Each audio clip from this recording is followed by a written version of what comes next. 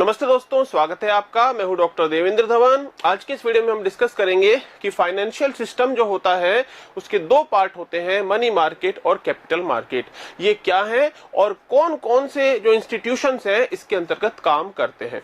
तो सबसे पहले जो है हमको समझना होगा फाइनेंशियल सिस्टम। फाइनेंशियल सिस्टम के ही पार्ट होते हैं मनी मार्केट और कैपिटल मार्केट। फाइनेंशियल सिस्टम जो होता है वो क्या करता है, फंड का ट्रांसफर करवाता है।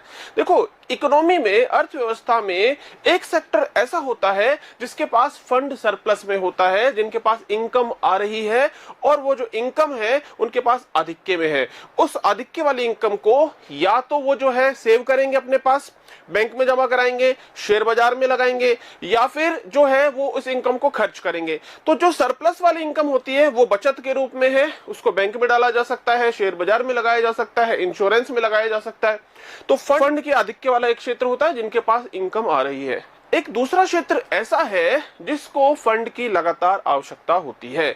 तो वह क्षेत्र जिनको लोन लेना है, जिसको पैसे की आवश्यकता है, जैसे कि फैक्ट्री चलाने के लिए लोन लेना है, कोई साधारण व्यक्ति है तो उसको होम लोन लेना है। तो एक तरफ फंड के आधिक्य वाला क्षेत्र है जिनको पैसा अपना जमा करना है या शेयर में लगाना है, दूसरी तरफ वो लोग हैं जिन्हें पैसे की आवश्यकता है। तो ये जो पूरा का पूरा सिस्टम है जो फंड का ट्रांसफर करवाता है, वो ही सिस्टम हमारा होता है फाइनेंशियल सिस्टम। तो फाइनेंशियल सिस्टम किससे जुड़ा हुआ है? फाइनेंशियल सिस्टम जुड़ा होता है फंड के ट्रांसफर से। अब ये जो फाइनेंशियल सिस्टम है इसके दो पार्ट है। इसका एक पार्ट है जो कहलाता है मनी मार्केट।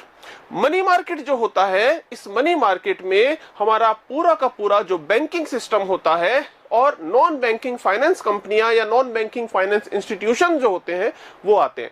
तो मनी मार्केट बैंकिंग सिस्टम और नॉन बैंकिंग फाइनेंस इंस्टीट्यूशन से जुड़ा है।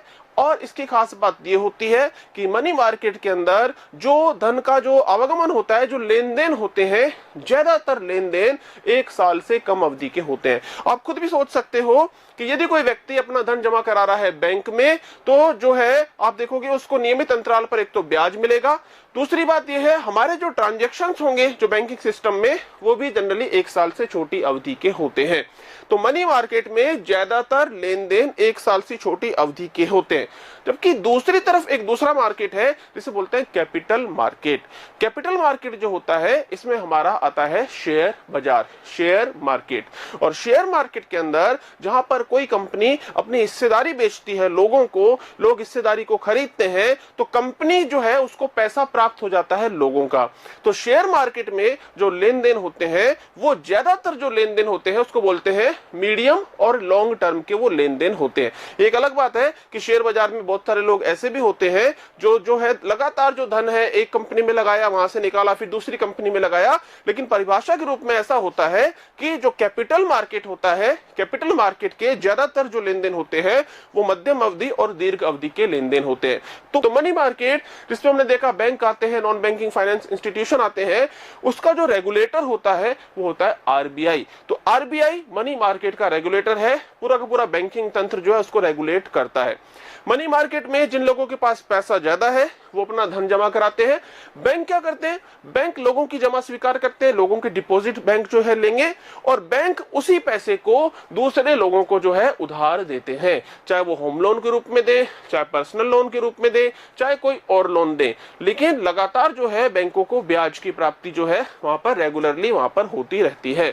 तो एक तो हमारा हो गया बैंकिंग सिस्टम, और बैंकिंग सिस्टम है मनी मार्केट का हिस्सा।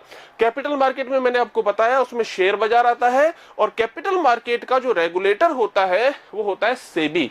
सेबी जो है मुंबई में स्थित है, SEBI securities and exchange board of India. तो सेबी जो है पूरे के पूरे कैपिटल मार्केट को कंट्रोल करता है, उसकी गतिविधियों पर नियंत्रण रखता है, उसके जो नियम है उनका निर्धारण करता है, उसकी अनुपालना सुनिश्चित करवाता है। जैसे आपने देखा है कि अडानी कंपनी जो है उसके जो आपने देखा कुछ निवेश जो उसमें हुआ था उन पर अभी जो है उनको फ्रीज किया गया खातों को।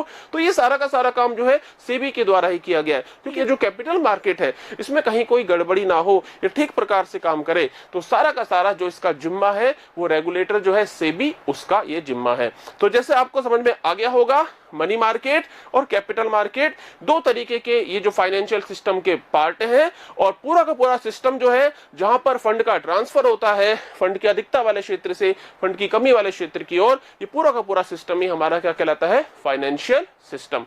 मुझे उम्मीद है आपको ये जरूर समझ में आया होगा। तो मिलते हैं नेक्स्ट वीडियो में।